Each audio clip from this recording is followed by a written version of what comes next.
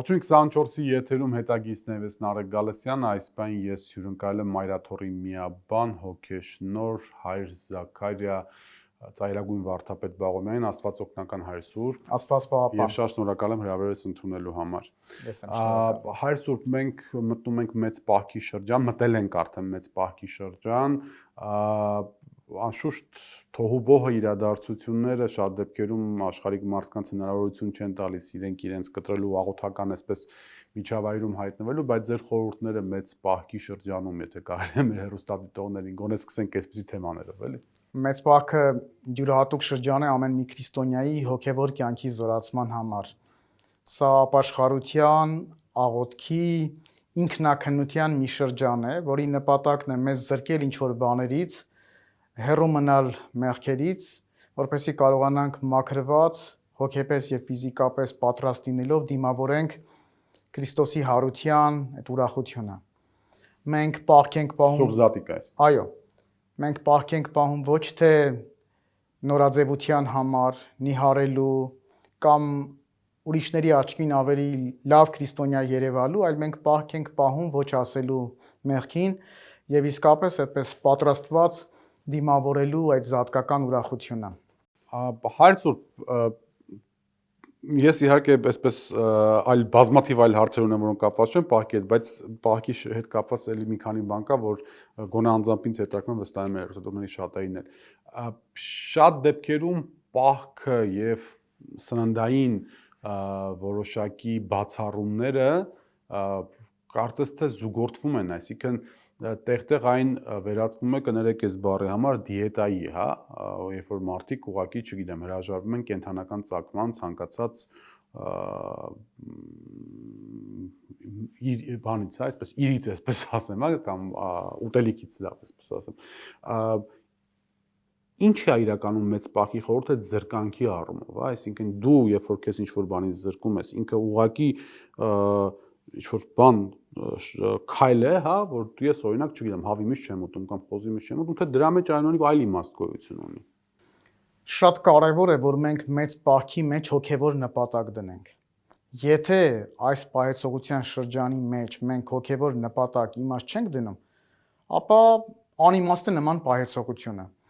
Մեծ պահքը ինքնին ենթադրում է որոշակի կերակուրներից հրաժարում, բուսական կերակուրներով սնվել։ Երբեմն մենք շատ ենք կենտրոնանում ուտել-չուտելու վրա։ Այնինչ պիտի ավելի շատ կենտրոնանանք մեր հոգևոր կյանքը շտկելու։ Սա հրաշալի հնարավորություն է մեզ համար ինքնակնությամբ անդրադարձ կատարելու մեր կյանքին եւ ավելի զորացած հոգեպես դիմավորելու հարության, ուրեմն ավետիսը եւ նաեւ մեր կյանքը շտկելու։ Հիմա շատ կարեւոր է ուտելիքի պահքը, բայց շատ կարեւոր է, որ մենք մեր վատ սովորույթներից, մեղքերից հեռու մնանք։ Հնարավոր է առանց ուտելիքի այդ զրկանքի կամ ինքդ քեզ զրկելու ինչ որ վարքաբանական սահմանափակում քո մեջ մտցնել, վարվեցողության սահմանափակում ու դրանով պահքին հետևել, թե դա պետք է ամբողջական այսպես լինի։ Պահեցողության նպատակն է մեղքերից, կախվածություններից հրաժարվելը։ Ամեն մարդ գիտի իրեն շատ լավ։ Եթե հայոյում ես, պիտի բերանդ փակ պահես։ Եթե չարախոսում ես, չպիտի խոսես։ Եթե ամբողջ օրը համացանցի մեջ ես, պիտի փորձես կրճատել այդ ամենը։ Եթե ստում ես, բարբերաբար։ Այո, եւ շատ կարեւոր է, որ ամեն մեկս ազնիվ լինենք ինքներս մեր հանդեպ։ Մենք ամեն մեկս գիտենք մեր մեղքերը, որտեղ ենք թերանում, որտեղ ենք ավելի ուժեղ, եւ պիտի ամեն մեկիս այս ժամանակաշրջանը գործածենք հաղթանակած դուրս գալու էս ամեն ինչից։ Սա մի տեսակ հոգևոր ճանապարհորդություն է, որ մենք սկսում ենք դրախտային կյանքի հիշեցմամբ, որը ավարտվում է, այո, որը ավարտվում է Քրիստոսի հարության հաղթանակով, բայց մենք ամեն կիրակի ապրելու ենք այդ ամենը, մենք դրախտից դուրս ենք նետվելու, մենք անառակ որդու առակի երկու զավակներն ենք դառնալու, տնտես ենք դառնալու, դատավորի առակի նման դատավորն ենք դառնալու, մտածելու ենք Քրիստոսի առաջին եւ երկրորդ գալուստների մասին եւ նաեւ ապրելու ենք ավակ շաբաթվա այդ շատ կարեւոր իրադարձությունները։ Մենք պիտի տխրենք մեր մեղքերի համար, բայց մեր տխրության մեջ երբեք անհուսություն չպիտի լինի։ Մենք պիտի լացենք մեր մեղքերի համար, բայց նաև պիտի հուսանք Աստծո ողորմածությանը։ Մենք պիտի ապրենք, մեր կյանքը պիտի փոխենք։ Մենք պիտի քրիստոնյա լինենք։ Քրիստոնյա լինել նշանակում է ապրել հույսով, հավատով, սիրով, եւ մեր կյանքի առանցքը պիտի Աստված լինի։ Եվ սա հրաշալի հնարավորություն է մեզանից յուրաքանչյուրի համար մեր կյանքը փոխելու։ Այս հրավերը ուղղված է բոլորին։ Երեք տեսեք բուն բարեկենդաններ, երբ որ դրախտային կյանքի ուրեմն հիշեցումներ, բայց սա նաև հիշեցում է մեզանից յուրաքանչյուրին, որ որտեղ էիր եւ ուր ընկար։ Դրախտում էր եւ դուրս եկար։ Այո, եւ եթե նայում ենք մարդկության պատմության այդ փնտրտուքը միշտ կա դրախտի, երջանիկ լինելու։ Մարդը չի կարող երջանիկ լինել նյութական ապահովվածությամբ, այլապես բոլոր հարուստները երջանիկներ կլինեին։ Մարդը երջանիկ է, երբ իր կյանքում Աստված կա։ Ադամը եւ Եվան, մեր նախածնողները, ոչ թե երջանիկ էին նրա համար, որ ամեն ինչ ունեին, այլ որովհետեւ ապրում էին Աստծո ներկայության մեջ։ Ուրեմն սա մեզ համար բոլորիս արթնության կոչ է։ Ով մարդ, հիշիր որտեղ էիր, ինչու ընկար եւ ինչպես կարող ես վերականգնել այդ ամենը։ Հայր Սուրբ, էլի կարևոր հետաքրքիր հարց ունեմ տալու կապված քարոզի հետ, հա։ Ես օրինակ ձեր համացանցային այսպես էջերի հետևորդն եմ։ TikTok-յան հարթակում ձեր քարոզներն եմ նայում, Facebook-ում եմ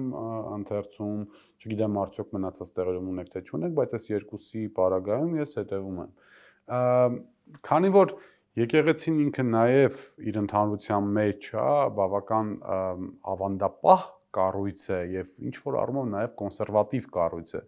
ոնց են վերաբերվում օրինակ ձեր միաբան եղբայրներին հանգամանքին, որ դուք ակտիվորեն օգտագործում եք այս արտաքները։ Կարծում եմ շատ լավ, որովհետև նաև խրախուսելի է, արդեն սկսել են շատ-շատերը համացանցում ներկայություն ունենալ։ Տեսեք, երբ որ մենք լավ բովանդակությամբ չենք լցնում սոցցանցերը, դա անում են ոչ գրագետ կերպով այլ մարդիկ։ Դա անում է Նիկոլ Փաշինյանը։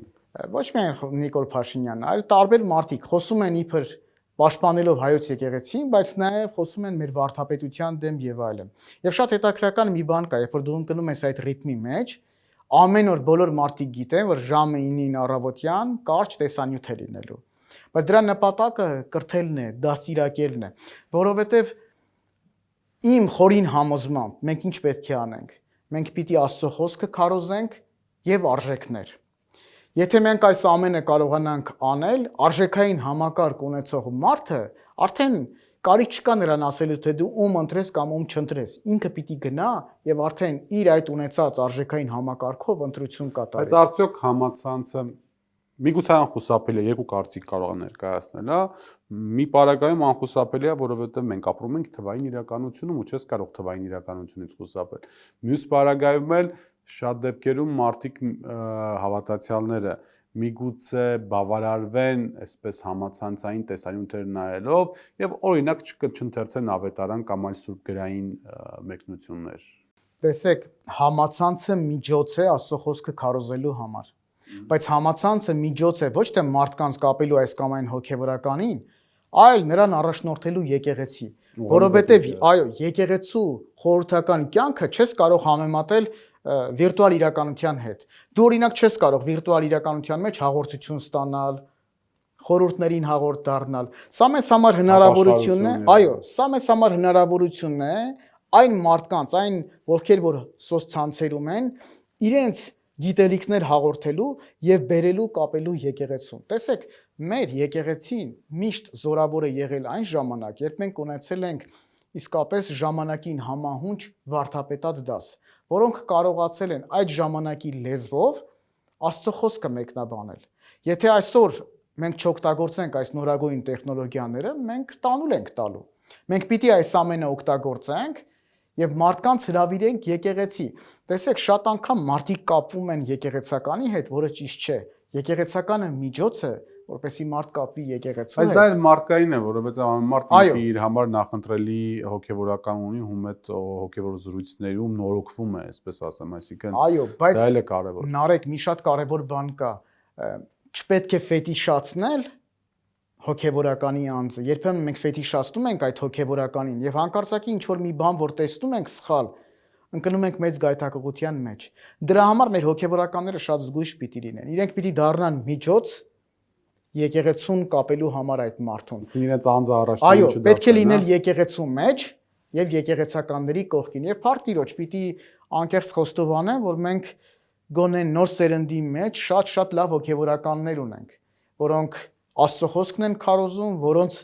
գործնական հավատքը համահունչ է տեսական հավատքին։ Այսօր ես ժամերով այս հոգևոր զրույցը կամ հոգևորի մասին զրույցը ժամերով կշարունակեի, բայց ցավոք սրտի անգամ մեծ պահքի շրջանում կան մարտահրավերներ, կան խնդիրներ, որոնց մասին ձեր կարծիքը պիտի հարցնեմ, պարտավոր եմ հարցնել։ Գիտեք, որ Նիկոլ Փաշինյանը իր ասուլիսի ժամանակ հայտարարեց, որ պետությունը չի վարանելու խառնվել եւ թույլ չտալ իրականացնել ոմանց ծրագիրը տեղափոխել մայրաթոռը Հայաստանից դուրս Էջմիածնի գանձերի հետ միասին։ Շատ դեպքերում Հայաստանի իշխանությունները մի մեղադրանք են հնչեցնում վերջի մանավանդ եկեղեցու դեմ ընթացող այս սարսափելի պատերազմի պայմաններում առանձին հոգևորականի կամ եկեղեցականի մասին ու հետո սպասում են թե ինչպիսի արդարացումներ են տեղի ունենալու։ Այստեղ ինչ պիտի ասեք։ Մեր հայրերը, երբ 1441 թվականին այդ տեսիլքը ունեցան, Սսից Սուրբ Էջմիածին վերադարձնելու հայրապետական աթոռը, նրանք շատ կարևոր նպատակ ունեին։ Առաջին, հայրենիքը զորացնելու եւ նաեւ մարդկանց համախմբելու, որովհետեւ այդ ժամանակ մեր ժողովուրդը բնակչության մի զգալի հատված դուրս էր գալիս։ Եվ սա դարձավ պատճառ այդ աթոռի տեղափոխությունը, որ մարդիկ համախմբվեցին եկեղեցու շուրջ։ Հետևաբար 1441 թվականից մինչև երկրորդ գալուստը աթոռը վստահաբար լինելու է Սուրբ Էջմիածնում։ Ընդհանրապես մեր վարչապետը մի հետաքրքիր բնավորություն ունի։ Ինքը ստեղծում է խնդիրներ եւ ինքն էլ արհեստական այդ խնդիրները փորձում է լուծել։ Նման խոսույթ չկա եւ պարզապես անհեթեթություն է։ Բայց ինչի անհեթեթություն։ Հայր Սուրբ, եկեք ձեզ բանը։ Հիմա ես ոչ թե խոսում եմ ձեր տեսանկյունից, այլ խոսում եմ իմ տեսանկյունից, որպես հայ քրիստոնյա։ Ես նայեմ տեսնում եմ, որ եթե օրինակ, ժամանակի կաթողիկոսը հրաժարվեց Սարդարապատի պայմաններում դուրս գալ եւ մայրաթոռը տեղափոխել օրինակ Սևանավանք, որովհետեւ ասաց, եթե հայ ժողովուրդը եւ հայոց բանակը չպետք է պաշտպանեն իրենց սրբության սրբոց մայրաթոռ Սուրբ Էջմիածին, ես կընկնեմ այստեղ, այսինքն ժողովրդի հետ միասին։ Բայց դա արտաքին թշնամի էր։ Դու գիտեիր ում հետ գործ ուներ, կար արտաքին թշնամի, կար թուրքական բանակ, որը արշավում էր դեպի Հայաստան կոտորելու նպատակով։ Հիմա մենք ունենք բոլորովին այլ իրականություն։ Հայի անուն ազգանունով մարդիկ, որոնք զբաղեցնում են պետական պաշտոններ, անողոք կռիվ են սկսել մայրաթոռ Սուրբ Էջմիածնի դեմ, անողոք կռիվ են սկսել հոգևորականության դեմ, անողոք կռիվ են սկսել ամենայն հայոց կաթողիկոսի դեմ, չեն խորշում իրականացնել քայլեր, որոնք որ ժամանակին ամենավատ երազներում մենք չէինք կարող տեսնել, քրեական գործերից սկսած շանտաժներով, կեղծիքներով, համացանցը լցնելով, ատելության քարոզանելով եւ այլն եւ այլն։ Հիմա այս պայմաններում եթե հայ ժողովուրդը իր սրբության սրբոց մայրաթոռ Սուրբ Էջմիածինը չի կարողանում պաշտպանել, ապա ինչու պետք է ժամանակավորապես մայրաթոռը չտեղափոխվի որևիցե այլ տեղ, մինչև այս արհավիրքը, կրկնում եմ, յան ազգանունով արհավիրքը, որտեղ որ արտաքին թշնամուց է մարտահրավերը, այլ տրամաբանություն է, երբ որ ներսում յան ազգանունով մարդիկ են անում, բացարձակապես այլ տրամաբանություն է, չտեղափոխվի, չգիտեմ, պայմանական Մոզամբիկ կամ որևիցե այլտեղ, մինչև այս արհավիրքը անցնի։ Ինչն է սրա արտահայտությունը։ Մենք գտնվում ենք պատերազմի պայմաններում։ Ուրեմն հոգևոր տեսանկյունից չարը ոչ միայն արտաքին ուժերի միջոցով է գործում, այլ նաև շատ անգամ մեր հայրենակիցների միջոցով։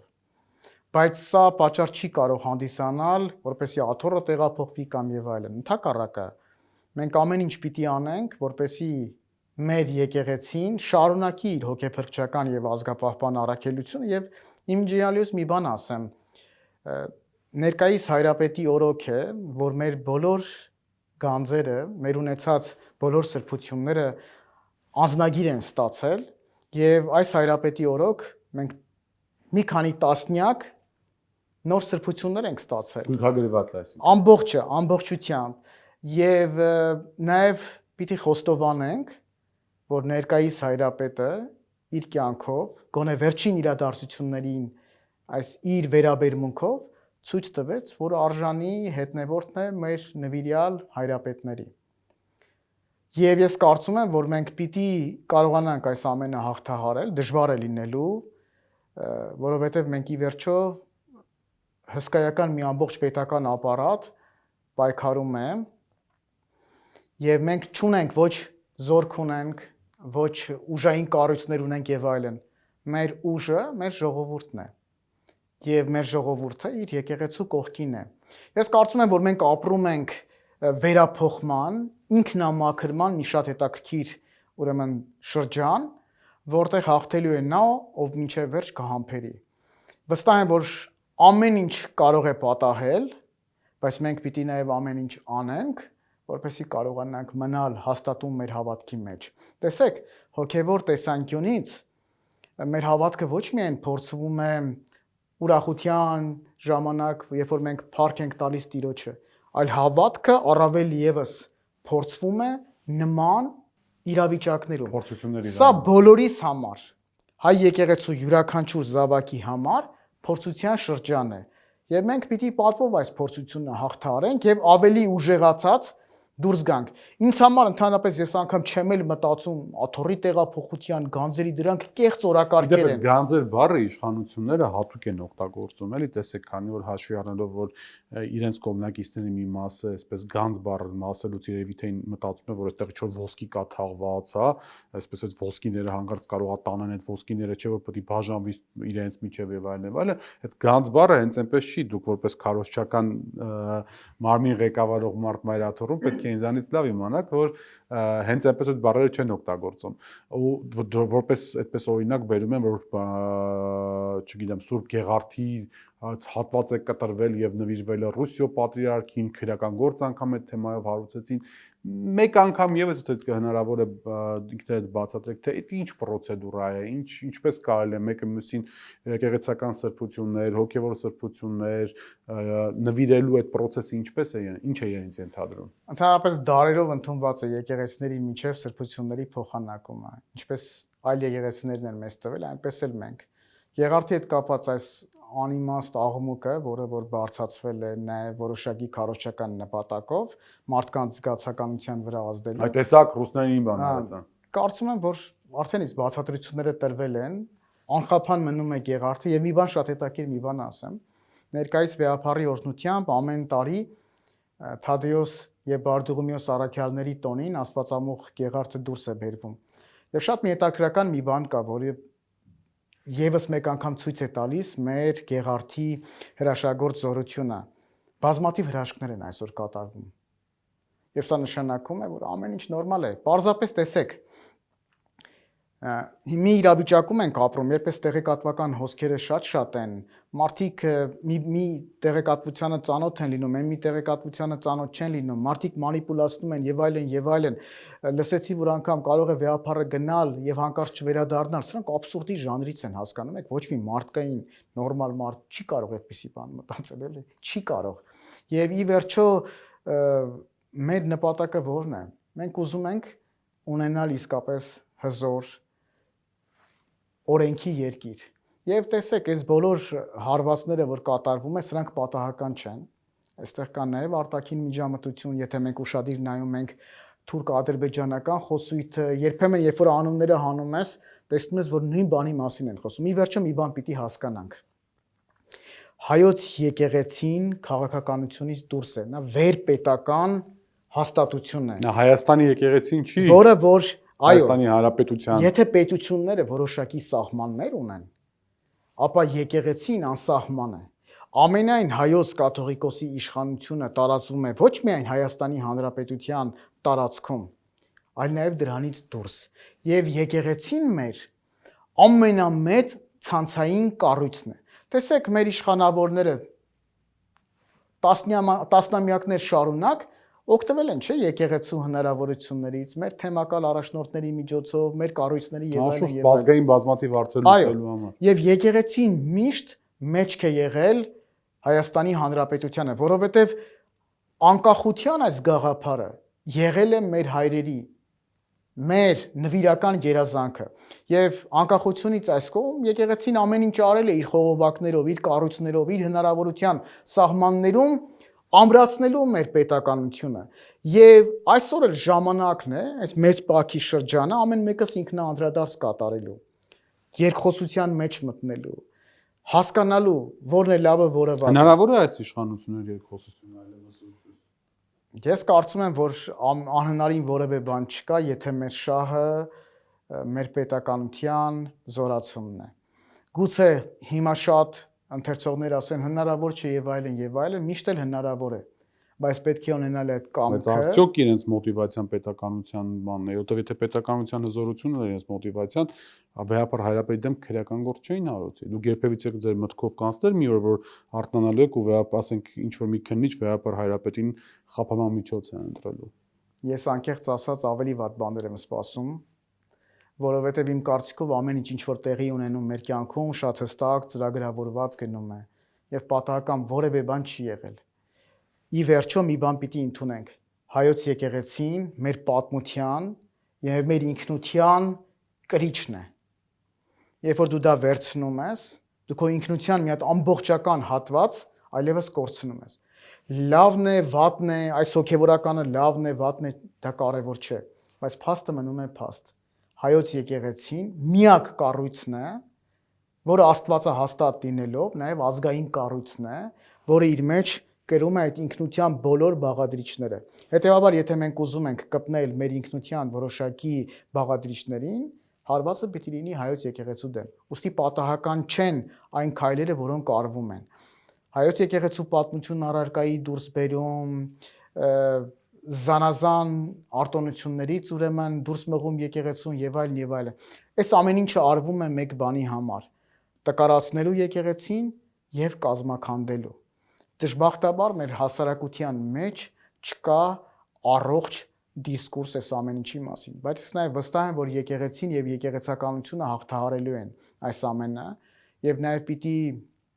շատ աղոթ կանենք այս ընթացքում, ով գիտե, գուցե շատ-շատերի սիրտն էլ փափկանա եւ իրենք հասկանան իրենց սխալ ընթացքը եւ դարձի գան։ Հոգեվորականին վայել լավատեսություն ունեք, հայր Սուրբ։ Գալով մեկ այլ քարոզչական թեզի, որ շատ ակտիվորեն տարածվում է վերջին շրջանում, ուղղափառ անունը դնել Ռուսաստանի նոր Նախիջևանի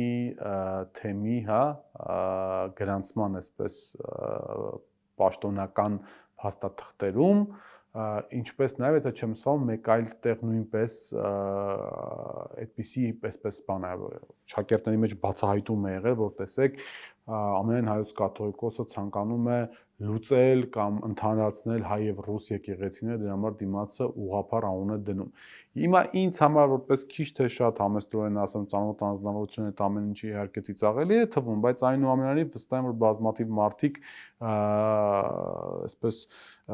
հավատացել են կամ առնվազն ուշադրություն են դարձել այդ թեզերին, ինչու է հայ եկեղեցին Ռուսաստանում գրանցված որպես ուղղափառ եկեղեցի։ Ես մի կարճ տեսանյութ ունեմ, մենք առաքելական ենք թե ուղղափառ, եւ այնտեղ բացատրում եմ, որ մենք առաքելական ենք, որովհետեւ մեր եկեղեցին հիմնադրվել է առաքյալների քարոզության արդյունքում, մենք ուղղափառ ենք, որովհետեւ պատկանում ենք հին արևելյան, ոչ քաղաքետոնական եկեղեցիների ուրեմն ընտանիքին եւ մենք ուղղափառ ենք, որովհետեւ կրողն ենք այն ճշմարիտ հավատքի,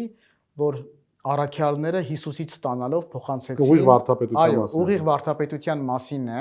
եւ բնականաբար գիտեք, երկու տեսակի ուղղափառ եկեղեցիներ կան՝ արևելյան ուղղափառ ոչ քաղաքետոնական եկեղեցիները եւ բյուզանդացես պրավոսլավ, այսպես ասած, եկեղեցիները, որոնց հետ մենք հաղորդական միություն չունենք։ Այսօր էկումենիզմի այս 21-րդ դարում շատ հարցերում փորձում ենք համագործակցել, բայց մենք հաղորդություն իրար հետ չենք կիսում, որովհետեւ ունենք վարդապետական, ծիսական եւ շատ այլ տարբերություններ։ Ես կարծում եմ, որ սա էլ ինչ որ մի մանիպուլատիվ մի բան եղավ, ասելով որ մենք չէ, մենք ուղղափառ չենք եւ այլն։ Ես կարող եմ նաեւ ասել, հիմա եթե վերցնենք մեր պատմության մեջ, հայոց եկեղեցին տարբեր կերպ է անվանվել՝ հայաստանյաց եկեղեցի, հայ եկեղեցի, առաքելական մագդիր է իմ կարծիքով Օրմանյան պատրիարքից արդեն եկավ մտավ եւ այլն։ Մենք մեկը ասում ենք մենք առաքելական ենք, բայց մենք ուղղափառ չենք։ Մենք եւ առաքելական ենք եւ ուղղափառ ենք։ Շատ կարևոր է սա։ Ուղղափառը եւ պրավոսլավը այո, դրանք տարբեր բաներ են։ Ես անձնապես չգիտեմ, թե ինչու է նման, ասենք, ուղղափառ երկրների կանոնադրության մեջ ուղղափառ այս բառը մտցվել, ես կարծում եմ հնարավոր տարբերակներից մեկն է, որ սրանով փորձ է արվել մեր եկեղեցին մյուս այդ երկրներում գործող կրոնական կազմակերպությունների զանազանելու համար։ Եվ այնտեղ այդ ուղղափառ բառը մենք դրանով ոչ դարձել ենք ռուս ուղղափառ եկեղեցու, չգիտեմ, անդամ, ոչ բուլղար, ոչ ռումին կամ չգիտեմ։ Հիմա եթե դուք նայեք, օրինակ անգլիախոս միջավայրում շատ անգամ ասում են Armenian Orthodox Church, Orthodox Church շատ կա։ Դրանով մենք ոչ թե ասում ենք, որ մենք այս պրավոստավ եկեղեցիների ընտանիքի անդամ ենք, այլ մենք ցույց ենք տալիս, որ մենք տարբերվում ենք մյուսներից, որտեղ մենք այդ ուղղափառ դավանանքի կրողն ենք։ Եվ երբ որ մենք ասում ենք ուղղափառ, մենք ամենայնիվ նկատի չունենք այդ պրավոստավ կամ բյուզանդացես եկեղեցիներ, այլ մենք նկատի ունենք, որ մենք ուղղափառ ենք, որովհետև կրողն ենք ճշմարիտ հավատքի, որը կրկնում եմ, առաքյալները Քրիստոսից ստանալով փոխանցեցին։ Ես հիմա մանրամասներին անկեղծորեն տեղյակ չեմ, ինչպես է գրանցված այդ բառը կա չկա եւ այլն, բայց սա էլ մի կեղծ դիսկուրս էր, որը որ մցվեց կրկին մեր նախկին հոգևորականներից մեկի միջոցով, որ տեսեք հարայի հերոս տեսա եկան, դարձանք էսելանք, չէ, ժողովուրդ, հայ եկեղեցին եղել է կայով կմնա ուղղափառ։ Այո, իհարկե, մենք ընդհակառակը մենք ամեն ինչ պիտի անենք, որ նաև այն մեր հայրերի վարդապետների պատկերացրած ուղղափառության այդ կարևոր կետերը նաև հաղորդ դարձնենք մյուսներին։ Եվ սա իմիջիայլոց ասեմ, անընդհատ այս խնդիրը եղել է նաև միջեկեղեցական խոսույթում, մենք ուղղափառ ենք թե ոչ։ Հիմա էլ մարդիկ կարող են դա, այսպես ասած, այդ խայծը ուտել եւ ասել, չէ, մեզ միավորում, ոչ մի միավորում էլ չի լինելու։ Մենք մնալու ենք մեր վարդապետության մեջ եւ մենք պիտի պարզապես մեր մտքում ունենանք այդ հստակ մտածումը, որ մենք ուղղափառ դավանանքի կրողն ենք։ Հայոց եկեղեցին ուղղադավան եկեղեցի է։ Հայրսուրբ, մեկ այլ շատ քստմների թեմայի եմ ուզում անդրադառնալ։ Ազգային ժողովի ներկայիս նախագահը ռուսական ընդդիմադիր դոշտ Ռուստալիկին տված հարցազրույցում հայտարարել է, որ եղել կան հոգևորականներ, հիմա ուղիղ մեջբերում չեմ անում, բայց իմ մասը այն է, որոնք որ մեղավոր են մանկապղծության մեջ։ Հիմա չի կարող նորմալ մարդը, առողջ բանականություն ունեցող, սրբություններ ունեցող, հոգեկան առողջ վիճակ ունեցող մարդը զզվանքով չընկալի էս ամեն ինչը, ինչ տրամաբանության մեջ, որ եթե նմանատիպ մեկ կային կարևոր չի, հոգևորական է թե աշխարհիկ եւ չգիտեմ այլ մոլորակային է թե ով է, ապա այդ մարդուն բնականաբար պետք է պատժել օրենքի ամենայն խստությամբ, հələ մի բան է լավ էլ երևի թե, հա, բայց ես օրինակ չեմ հիշում, միգուցե դուք ինձ հիշեցնեք, որ հայ եկեղեցու որևիցե սպասավորի նկատմամբ կա նմանատիպ քրեական գործ։ Մանկապղծությունը ծանրագույն մեղք է։ Ընդհանրապես մեր պաշտոնյաները շատ զգույշ պիտի լինեն իրենց խոսույթում։ Արտաբերված խոսքը այլևս հնարավոր չէ հետ կոչել։ Եթե նման հայտարարություն է արվել եւ քրեական գործ հարուցված չկա, նշանակում է զրպարտություն է։ Եթե զրպարտություն է, ապա պիտի տվյալ մարդը նաև ներողություն խնդրի։ Կրկնում եմ, եթե սա իրականություն է, ապա պիտի արդեն քրեական գործ հարուցված լիներ։ Կալանավորում պետք է լիներ, ինչի մասին է խոսքը։ Եվ գիտեք, մի բան էլ կա, որ ընդհանրապես բոլոր ավանդական եկեղեցիներին, երբ որ փորձում են նրանց առաքելությունը, այսպես նսեմացնել, վնասել, այդ չարաբաստիկ մանկապղծության պիտակն են փորձում կպցնել։ Մեր եկեղեցին, ես կարծում եմ, որ չունի այդ բանը եւ մեր հոգեվորականության մեջ չկա։ Եթե կա, ապա պիտի ապացույցներ բերեն, այլապես սա պարզապես նշանակում է զուտ զրպարտություն։ Բայց մենք հասկանում ենք, չէ, որ նմանատիպ խոսույց զարգացնելով օրվա իշխանության այդ ներկայացուցիչը փորձում է փաստացիորեն հայ եկեղեցու եւ եկեղեցու գլխի ամենայն հայոց կաթողիկոսի հովապետի նկատմամբ վերաբերմունք ձևավորել հանրային եւ նաեւ միջազգային շրջանակներում, որ հայ եկեղեցու մեջ կա այդպիսի զազրելի երևույթներ եւ դրանք պարտակվել են, չգիտեմ, կոծկվել են, այս հնարել են հնարել։ Փաստեր են պետք։ Եթե նման փաստեր կան, մենք օրենքի երկիր ենք, չէ՞։ Ուրեմն պետք է միանգամից դատարան դիմել եւ դատարանով այդ հարցը լուծել։ Ընդհանրապես սա շատ նուրբ հարց է։ եւ դրա համար չի կարելի այս խոսույթը բերել մեր հասարակություն։ Սրանով իրենք իրենց են վնասում։ Եվ պետք է փորձեն հատկապես մեծ պահքի ընթացքում մի քիչ ամուր-փական դնել իրենց բերաններին, հատկապես պաշտոնյաները, որոնք խոսում են ժամանակ առ ժամանակ։ Եվ չի կարելի մի ամբողջ հաստատության մասին նման կերպ արտահայտվել։ Ես կարծում եմ, որ վստահ եմ, որ նման երևույթի արկայություն առաջին հենց եկեղեցին ինքը կդատապարտեր եւ տվյալ մարդուն իրենից կհաներ։ Չեզոքացներ։ Գալով Ավստրիայում սպասվող ժողովին, եպիսկոպոսատ ժողով է, կարող եք ասել, որ պետք է եպիսկոպոսներին այս թեմայով հարցնել, բայց այնուամենայնիվ եւ մայրաթոռի միաբան եք եւ վստահաբար մոտիկից ծանոթ եք իրադարձություններին։ Հիմա փաստացիորեն թե վեհապար հայրապետին, թե մայրաթոռում արկա բոլոր միաբաններին կամ Հայաստանում գտնվող եպիսկոպոսներին, որոնք չեն անցել տիրադավերի կողմը, արգելվեց ելքը Հայաստանից։ Ինչ է սա նշանակում եւ ինչ հետևանքներ կարող են ունենալ Ավստրիայի ժողովի հետ կապված եւ ընդհանրապես ձեր կարծիքով ինչու Ավստրիայում, ինչու ոչ Հայաստանում այս հարցը անընդհատ հնչում է։ Եպիսկոպոսատ ժողով կարող է ամենտեղ լինել, անգամ լուսնի վրա, եթե ամենայն հայոց կաթողիկոսը այդպիսի տնօրենություն անի։ Պատկերավոր եմ ասում մի քիչ, բայց շատ նաեւ հստակ է, որ ներկայիս հոգեվորականության հանդեպ բռնաճնշումների այս մթնոլորտում հնարավոր չէր այստեղ ժողով անցկացնել։ Եվ սրա մասին Մայրաթոռ Սուրբ Էջմիածինը հստակ նաեւ արտահայտվել է։ Եվ այս խոսքերի հավաստումն է նաեւ եպիսկոպոսներին թույլ չտալը, կալանավորումները, վեհապար հայրապետի ուրեմն մուտքը արգելելը, սրանք, չգիտեմ, նման բան որևէ երկրում չկա։ Պատկերացնում եք, օրինակ, չնայած Վատիկանը առանձին երկիր է, բայց օրինակ Իտալիան որ չի որոշի անեքսիայի ենթարկել, ու ասենք Հռոմի Պապին արգելի դուրս գալ։ Մեր կյանքում ամեն օր խախտվում է սահմանադրության այն կետը, որտեղ եկեղեցին եւ պետությունը անջատ են, եւ ամեն ինչ արվում է եկեղեցու ներքին կյանքին, ուրեմն միջամուխ լինելու։ Ավստրիայում տեղի է ունենալու եպիսկոպոսած հավաքը իր օրակարգով եւ կարծում եմ այնտեղ քննարկումների արդյունքում նաեւ որոշակի հարցերի հետ կապված առաջարկներ կներկայացվեն վեհապար հայրապետին։ Ես չեմ կարող ասել, թե ինչպես կավարտվի, բայց վստահ եմ, որ սա էլ մեր եկեղեցու ժողովական կյանքի մեկ մասն է եւ որի նպատակը պիտի լինի առավել ուրեմն հզորացած տեսնելու հայ եկեղեցին եւ արկա մարտահրավերները, արկա խնդիրները լուծելու ճանապարհներ մատնանշելու։ Մենք պիտի պարզապես աղոթք անենք, որ Աստված մեր եպիսկոպոսներին առավել զարդարի իմաստության, որպեսզի կարողանան իսկապես այդ ժողովական եղբայրական մթնոլորտում քննարկելու եւ լավ առաջարկներ բերելու։ Պետք է կարծեմ այսօրվանից սկսվեր, չէ՞, ժողովակը, եթե չեմ սխալվում, փետրվարի 16-ի կողմերներ, եթե չեմ սխալվում։ Կարծեմ թե վաղվանից է սկսվում եպիսկոպոսատ ժողովը եւ վստահ եմ, որ բազմաթիվ քննարկումներ են լինելու եւ այդ քննարկումների արդյունքում նաեւ լուծումներ են մատնանշելու եւ առաջարկներ են բերվելու վեհապար հայրապետին, ինչպես կարողանանք արկա խնդիրները լուծել եւ ունենալ իսկապես ավելի հզոր եկեղեցի։ Հայր Սուրբ, գալով դրա շարունակությանը, այս քրեական գործերը բոլորը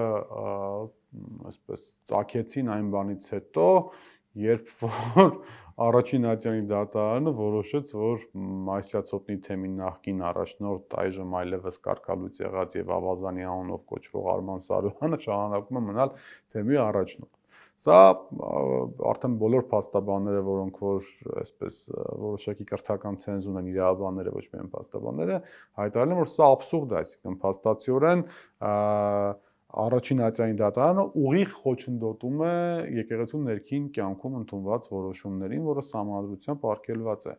Հիմա մի քիչ աբսուրդ հարց կարող ատամ, բայց քանի որ զավեշտը սրան է հասել, կարող եք մեր մի օր ականատեսությունը, որ օրինակ Նիկոլ Փաշինյանը որոշում է, որ ինքը պիտի այլևս եպիսկոպոս օծի,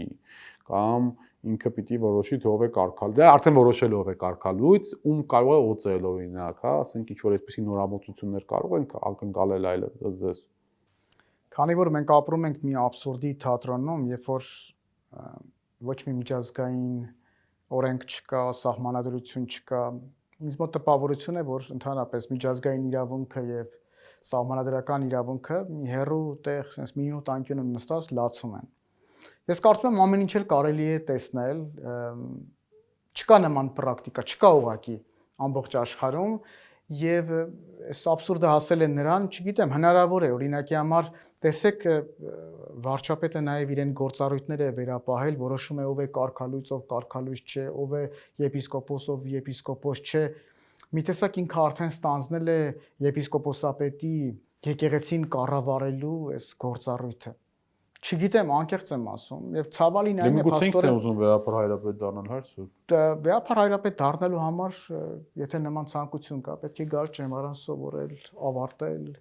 քննությունները հանձնել, աստիճանակարգով բարձրանալ եւ եթե ազգային եկեղեցական ժողովը ընտրի, ինչու՞ չէ։ Միգուցե ուշ չի, ինչ գիտես։ Դրա հետ մեկտեղ հայր Սուրբ, իհարկե մենք ունենք այն ինչ որ ունենք, ես ուզում եմ մի քիչ արտաքին ազդակներից խոսել, հա։ Հայ եկեղեցին ներկայացված է աշխարհի 4 կողմ, այնտեղ որտեղ հայ կա, այնտեղ կա հայ եկեղեցի, այսինքն միացյալ Կանադայից մինչև Լատին Ամերիկա, Ավստրալիա, Ռուսաստան եւ այլն եւ այլն։ Ու միշտ հայ եկեղեցին աչքի է ընկել իր զարգացած արտաքին հարաբերություններով տեղական իշխանությունների հետ, տեղական թե մունիցիպալ, թե համապետական, այսինքն արտաքին հարաբերությունները բավական զարգացած են եղել հայ եկեղեցու։ Վեհապար հայրապետը եւ ներկայիս վեհապար հայրապետը եւ երջանկահիշատակ Գարեգին առաջինը եւ Ազգեն վեհապարը, այսինքն սովետական միությունից հետո երբ որ այլևս ճամփորդությունների դյուրություն եղավ, հա, չնայած մինչև այդ էլ Ազգեն վեհապարը բազմաթիվ երկրներ այցելել է, մշտապես իրենց ընդունել են պետությունների ղեկավարներ, հոգեվոր առաջնորդներ։ Բայց երբ որ հայ եկեղեցին հայտնվեց այս դժվարին վիճակում ու երբ որ ուղիղ հարվածի տակ ընկավ Հայաստանի պետության այսպես ղեկավարների կողմից, ուզենք չուզենք այդպես է, արտաքին որևիցե ազդակ ես որ գոնե ոչ աշխարհիկ քաղաքական ազդակների մասին է խոսքը, այլ ոչ թե այս կամ այն հոգևոր կենտրոններից կամ քույր եկեղեցիներից։ Ես գոնե չեմ տեսել։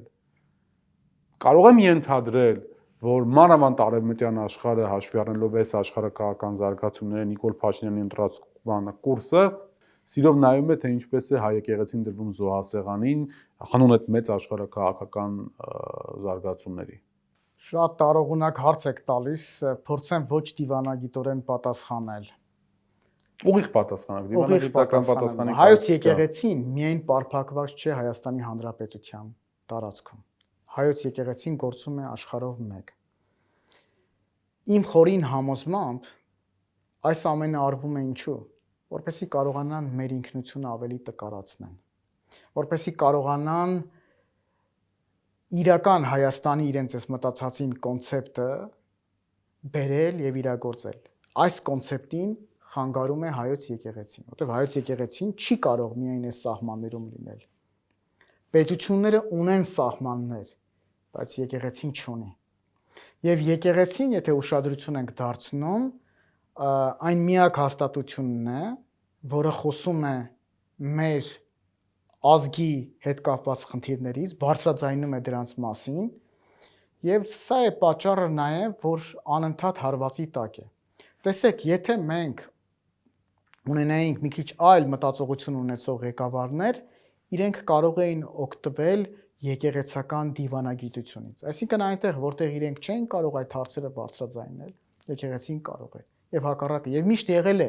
այդ համագործակցությունը նորանկախ Հայաստանի Հանրապետությունում, որ եկեղեցին միշտ նպաստել է, որտեղ բոլորիս նպատակը մեկն է։ Մեր երկիրը տեսնել իսկապես օրենքով, բարոյական, իրավական պետություն,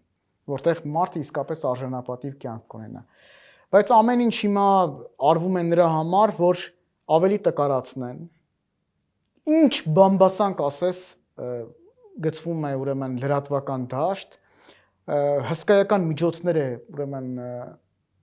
մատնվում դրա համար, եւ մենք կանգնած ենք մի իրականության առաջ, որ երբեմն մարդը կորցնում է այդ իրականությունը։ Բայց շատ հստակ է։ Տկարացնել հայ եկեղեցին նշանակում է տկարացնել մեր ինքնությունը։ Այդ հասկանալի է, բայց արտաքին աշխարհը ինչ-որ բան պետք է լինի, չէ՞, հիմա բոլորի աչքը փակ է, ես չեմ հասկանում։ Այսինքն նորմալ է արևմտյան արժեքների մասին խոսող, չգիտեմ, մարդու իրավունքների մասին խոսող, էսկոմ եւ այլն, մեկ էլ տեսնում են, հոպ, Վեհապար Հայրապետի վրա քրեական գործառույթ ու ձայն բարբարո անապատի։ Նարեկ Արևմտյան արժեքների կրող է հենց հայ եկեղեցին է։ Քրիստոնեությունը Ինքը արժեքային համակարգի մասին։ Այն ժամանակ էր, հիմա դա չի։ Բայց մենք ապրում ենք մի իրավիճակում, երբ որ աշխարհակահաղական խաղերի պատճառով Հայաստանը դրված է ինչ որ առումով զոհասեղանին։ Թրիփ կոչվածը, տարբեր մեր հարևանների հետ կապված այլ քաղաքականությունները, թուրք-ադրբեջանական խոսույթը, այս ամեն ինչի այս մեջ խանգարող հանգամանք է հայ եկեղեցին, որտեղ հայ եկեղեցին խոսում է օրինակի համար Արցախի մասին, խոսում է մեր մշակութային ժառանգության ոչնչացման մասին Արցախում, հոգևոր ժառանգություն, բարձրաձայնում է մեր հոգևորականները տարբեր տեղերում եւ այլն։ Եվ սա բնականաբար հակառակ ռեակցիան է ուրեմն ստեղծել։ Ես ելի եմ ասում, անգամ այս իրավիճակում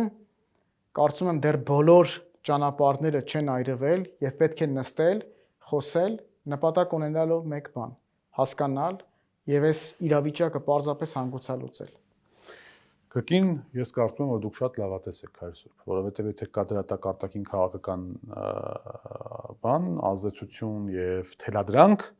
ապա ձեր հետ ոչ մեկ չի խոսելու այլևս եկեղեցու հետ։ Դե հոգևորականը չի կարող լավատես լինել, որտեղ մեր լավատեսության աղբյուրը մեր հույս Քրիստոսն է։ Շնորհակալ եմ շատ։ Հրավերս ընդունելու, շատ հետաքրքիր զրույցի համար այս դժվարին օրերին, պիտեպ, քանի որ հիմա մեր ուժային կառույցները ավելի շատ զբաղված են հոգևորականների հետևից ընկնելով, քան թե հանցագործների, ձեր նկատմամբ չկա, չէ՞, ինչ որ այդպես խափանման միջոց կամ քերական գործ եւ այլն։ Դեռևս չկա, ամեն ինչ էլ հնարավոր է, բայց տեսեք, նաև այս ամեն ինչը մի շատ հետաքրքիր բան բերեց մեր աչքի առաջ։ Մենք տեսանք, որ իսկապես մեր եկեղեցականների մեծ մասը համախմբված են, իրենց առաքելության մեջ են։ Մեր նպատակը, ես Հայաստանի Հանրապետության քաղաքացի եմ, իմ նախնիների երազանքն է եղել ապրել հայրենիքում եւ 1946 թվականին, երբ Իրանից հայրենադարձվում էին, մեկ նպատակ ունենալով ապրել հայրենիքի համար եւ մեր կյանքը նաեւ տալ այս հայրենիքի համար։ Այնպես որ ես էլ որպես հոգեվորական եկեղեցու միջոցով, Աստծուն ծառայելու միջոցով իմ ժողովրդին եմ ծառայում եւ ես իսկապես վստահ եմ, որ մենք հաղթանակած ենք դուրս գալու, մենք կարողանալու ենք գտնել լուծումները։ Ես նաև մյուս կողմին նկատի ունեմ, այս մեծ պահքի շրջանը հրաշալի առիթ է երկու կողմերի համար ինքնակնության, ապաշխարության ճանապարհով գնալու դեպի համազգային համերաշխություն։ Իմ կարծիքով կա հայ եկեղեցի եւ հայ եկեղեցուց իրեն դուրս դրած տիրադավեր։ Չեմ ուզում դա ծանր իրավիճակի մեջ դնել, հաշվի առնելով որ այդ մարդիկ դեռևս ոչ մի խնդիր չկա, իրենց հետ մենք հսկայական մոտ ես 30 տարի հայոց եկեղեցու մեջ եմ եւ ավելին եւ իրենց հետ նաեւ շփումներ ենք ունեցել, եղբայրություն ենք ունեցել։ Ես վստահ եմ, որ վերադարձի դուռը փակ չէ իրենց համար եւ ով գիտե, գուցե հենց այս շրջանը ապաշխարության հնարավորություն լինի վերադառնալու եկեղեցու գիրկը եւ եկեղեցու ներսում քննարկելու այն բոլոր մտահոգությունները, որոնք իրենք ունեն։ Երբեք արտաքին միջամտությամբ հնարավոր չէ բարեկարգել եկեղեցին։ Եկեղեցին պիտի բարեկարգվի։ Դե հակաթոռներ ստեղծելու նախադեպեր մենք ունեցել ենք, չէ՞։ Ունեցել ենք, բայց ես կարծում եմ, որ հիմա այդ ժամանակաշրջանը չէ, բոլորս էլ հասկանում ենք, որ մեզ պետք է ուժեղ եկեղեցի, որը կդառնա ամուր պատվար հայոց պետականության եւ մեր ինքնության պահպանման։ Հայր Սուրբ, շնորհակալ եմ, Աստված օգնական ձեզ, հայ եկեղեցուն եւ Վեհապար Հայրապետին եւ շնորհակալ եմ այս ընթացքում այս ծանր շրջանում ժամանակ գտնելու եւ մեզ հյուրընկալելու համար։ Շնորհակալություն, Աստված ամուր պահի հայոց պետականությունը եւ առաքելական մեր Սուրբ եկեղեցին։ Հիշեցնեմ, որ իմ հյուրն էր Մայրաթոռի միաբան հոգեշնորհ Հայր Զաքարիա Ծայրագույն վարդապետ Բաղոմյանը։ Մենք կհանդիպենք, մնացեք խաղաղությամբ։